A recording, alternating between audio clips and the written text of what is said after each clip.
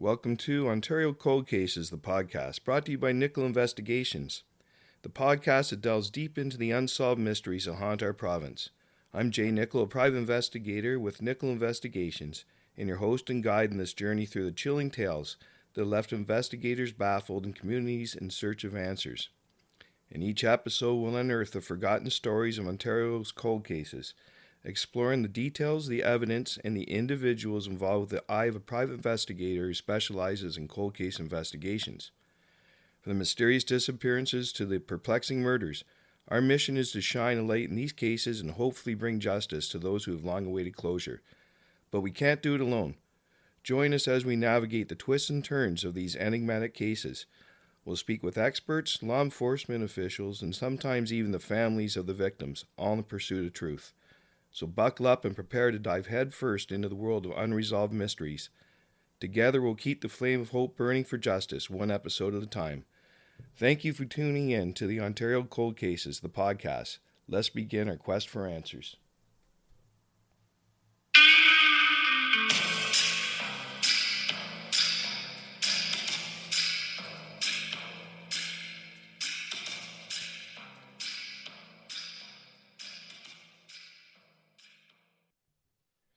Hello, I'm Jay Nicoll of Nicoll Investigations and the host of Ontario Cold Cases, the podcast.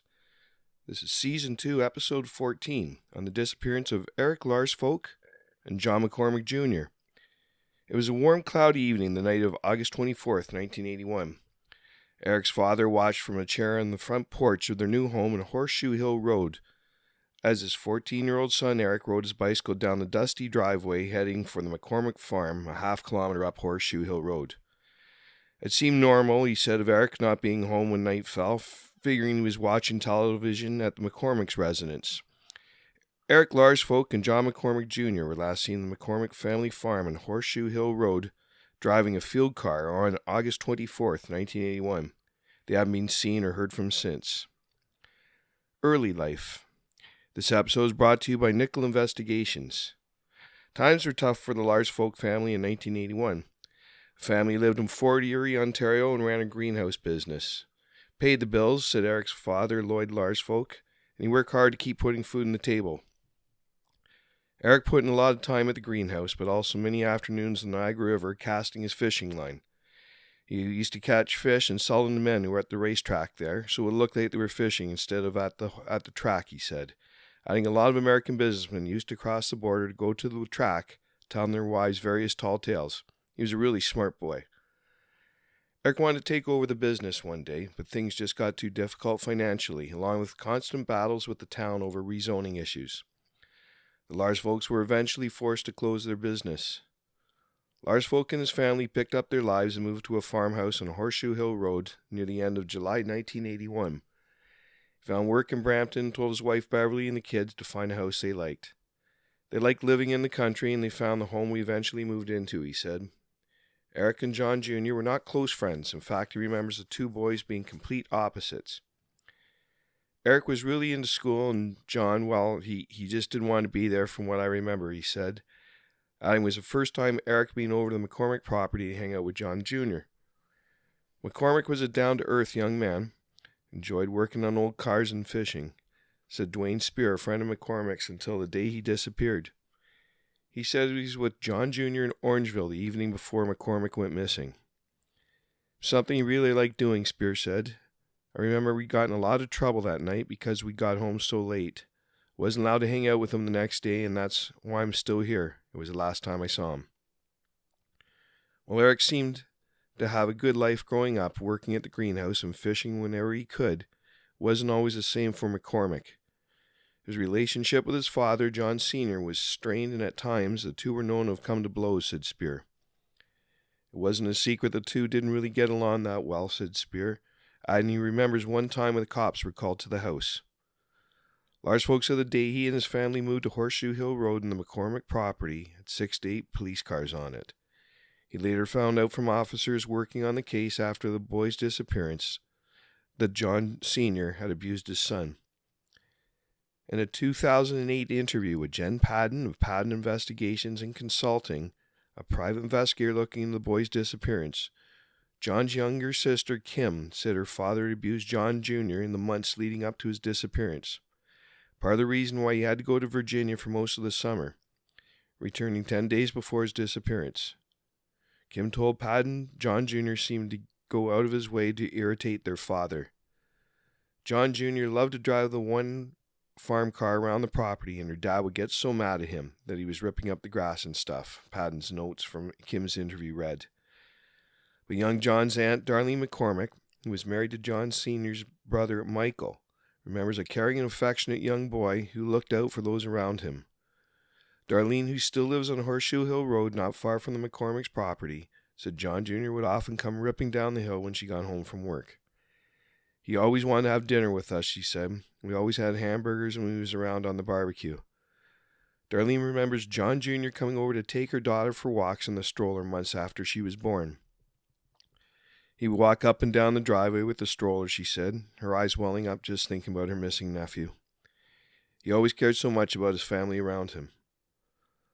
Larsfolk recounted how Eric had gone to Mayfield Secondary School with John Jr. to sign up for classes days before he went missing. Eric was excited about the prospect of meeting new people and starting his studies, something John seemed less thrilled about. He wasn't the best student, but he wasn't stupid, Larsfolk said of Eric's average grades. Adding what he lacked in his marks, he made up for with his common sense and glowing personality. He was really looking forward to school, but he would never get to experience his new school. In the early evening of August 21st, 1981, Larsfolk sat in the front step of his Horseshoe Hill Road home, relaxed as he watched Eric grab the handlebars of his newly won bike. Eric turned once to his father, telling him Caledon was a boring place because there wasn't much to do, and nothing exciting ever happened. Then he hopped on his bike, pedaling for the McCormick farm. It was the last time I spoke to him, he said. We lost our son that night. Up next, the investigation.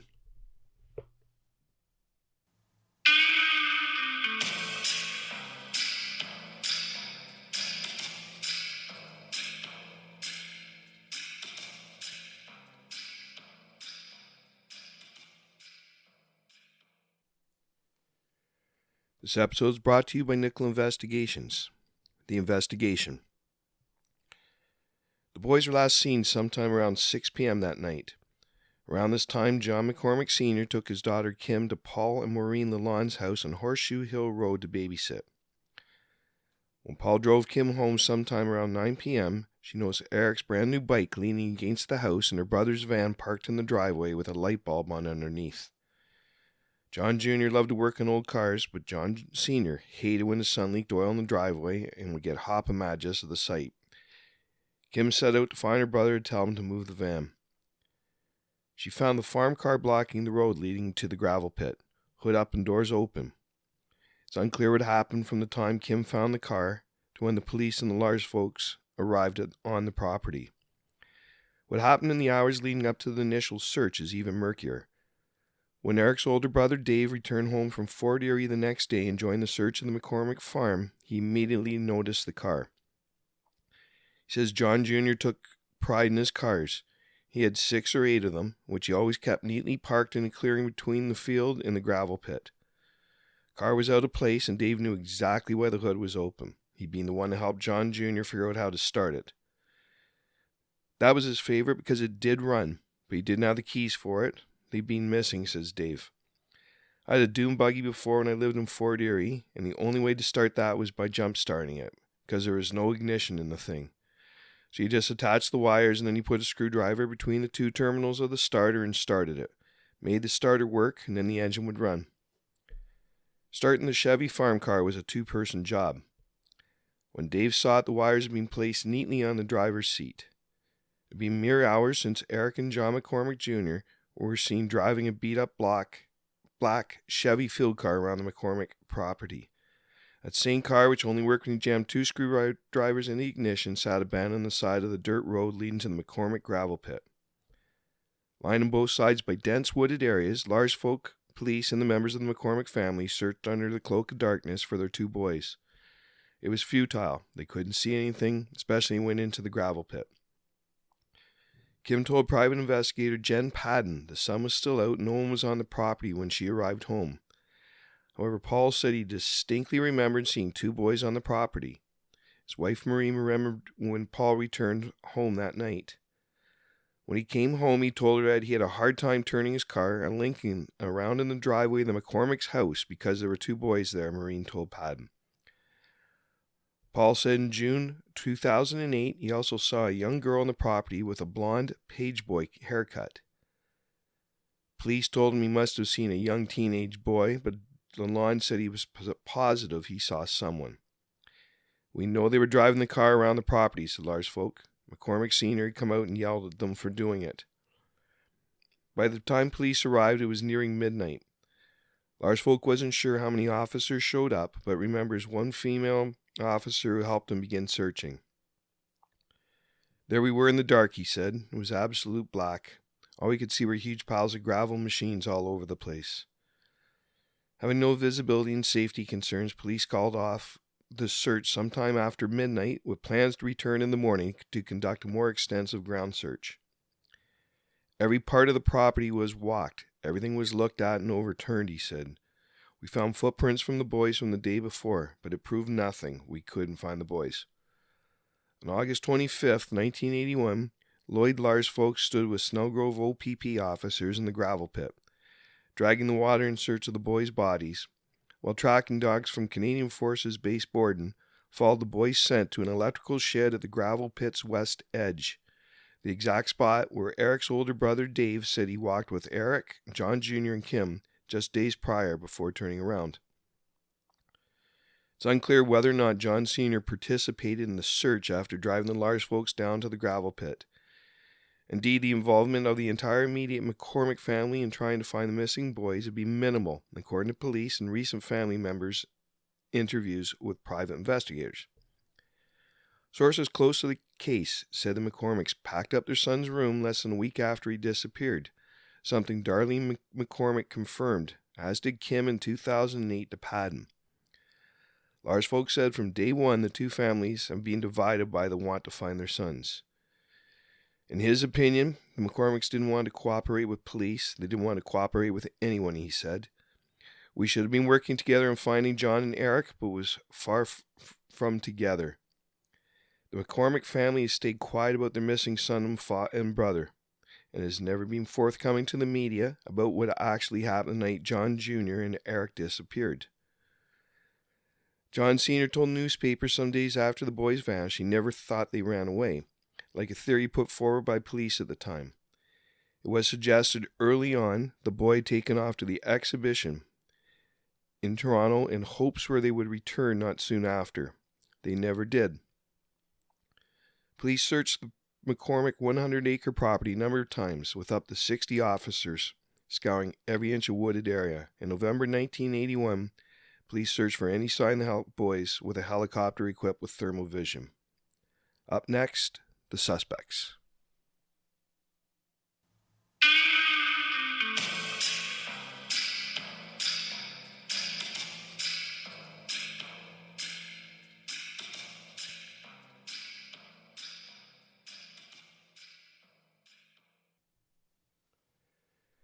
This episode is brought to you by Nicoll Investigations. The suspects. John McCormick Sr. and his friend George McCullough. The two men who were on the property August 24th, 1981, when the boys went missing, were very thoroughly investigated. However, he said John McCormick Sr. McCullough, who many close to the case considered to be a suspect, could never be completely linked to it. Kim McCormick said McCullough was a scary man, someone she and her mother didn't like having around the house. My mom, brother, and I did not like him, and we nicknamed him the Weasel, she wrote. Knowledge of McCullough's past is limited. Much information coming from people who knew him during the time he worked on the McCormick property. Doing work for John Sr. in 1981, McCullough was married to a woman named Isabel Stokes, who he had a son with. He also had 3 other daughters from previous relationships. Darlene said sometime after her nephew went missing, she received a number of phone calls from someone she thought was McCullough. Watch Sarah, Darlene said, of what the man said to her in one phone call she recalled. Sarah is our only daughter. Larsfolk said McCullough's truck was on the McCormick property the night they began searching for the boys. remembering it being parked near the barn and the next day being in a different spot with red clay in the back. Up until months before John Jr. and Eric disappeared, John Sr. owned an auto body shop on Hockley Road, according to Dufferin County Land Registry documents. Previous to living on Horseshoe Hill Road, he lived in a trailer on a property a few kilometers down Hockley Road from the shop, some 8 kilometers from a property McCullough and his wife rented at the time.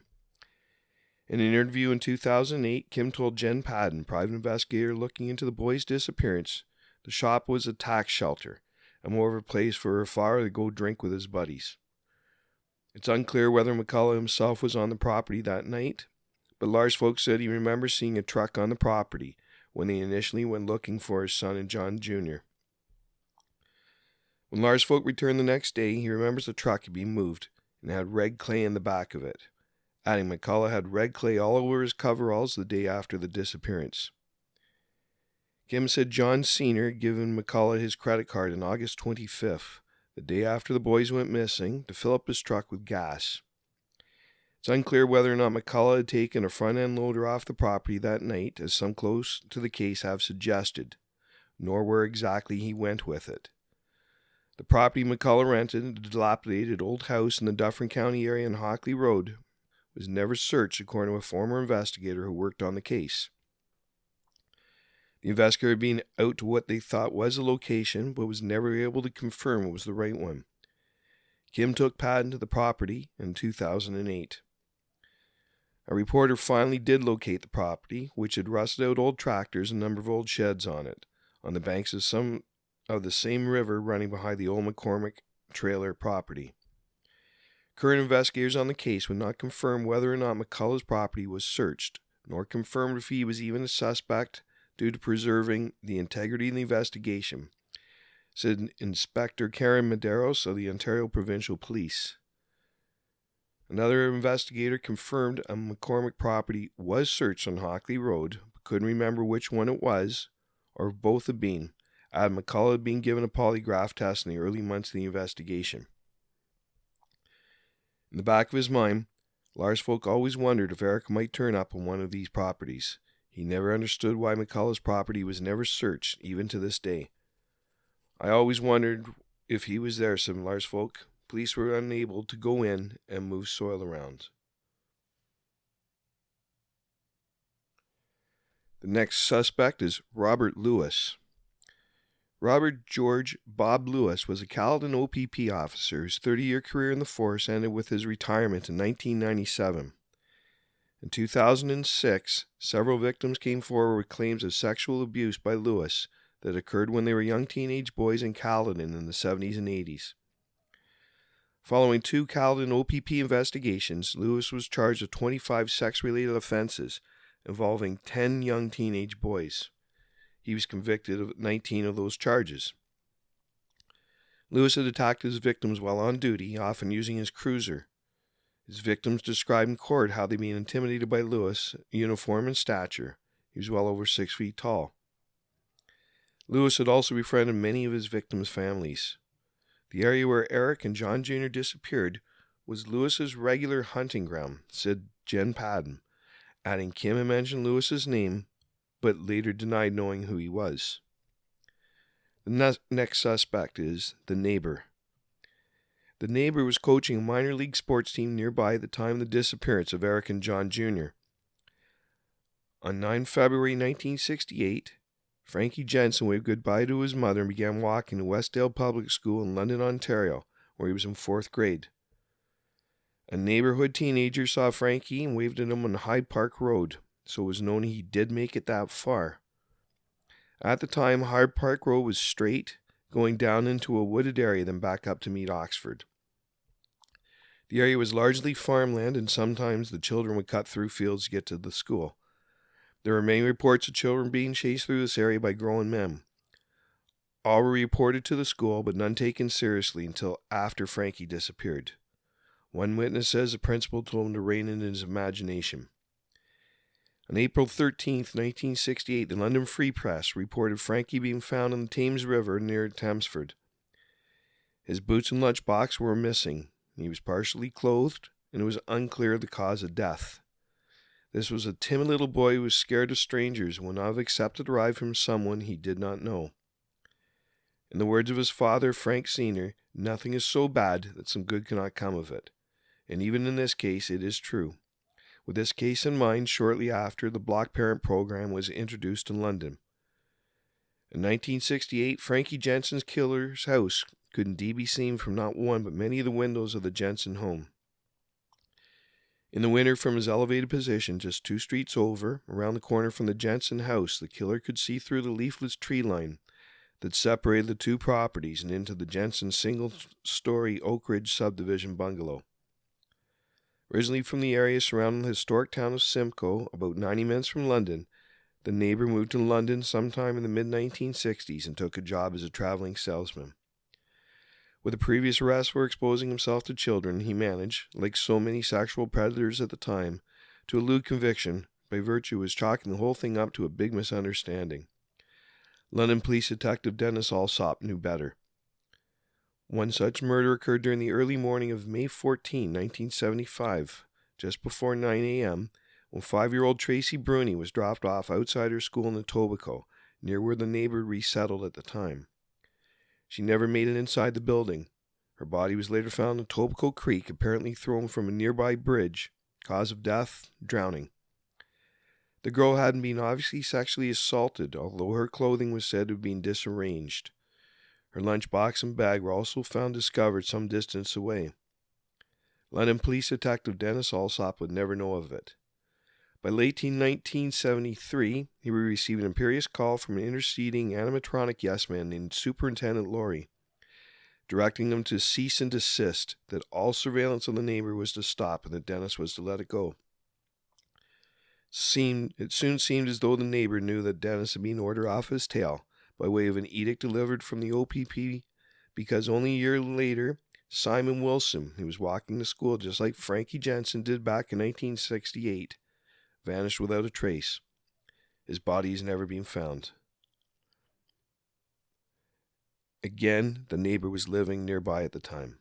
Up next, my theory.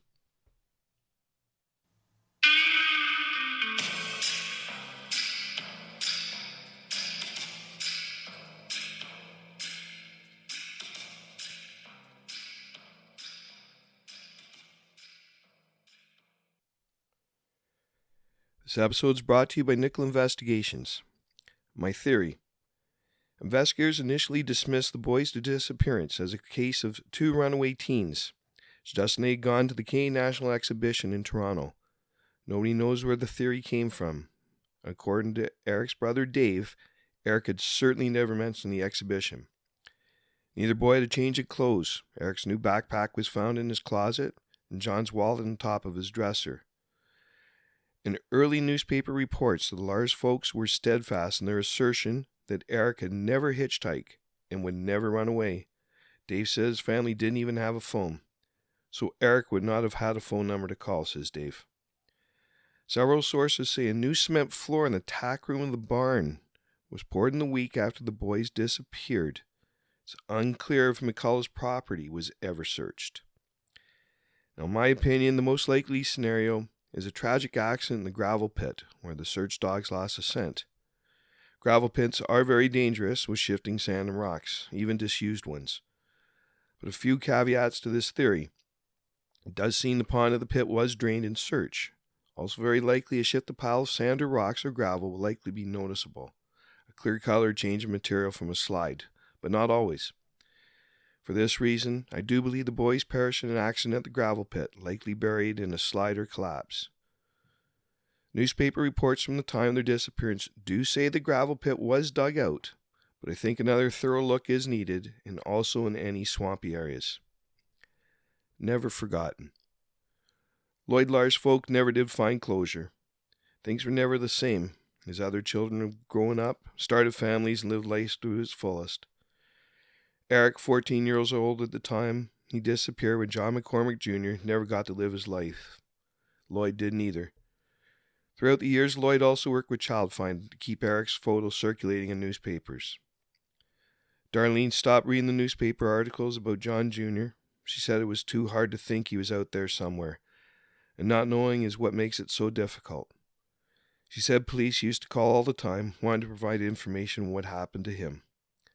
To this day, Eric Larsfolk and John McCormick Jr. are still missing. So thank you for listening, and please consider subscribing to Ontario Cold Cases, the podcast, on Patreon, Spotify, YouTube, or Apple Podcasts.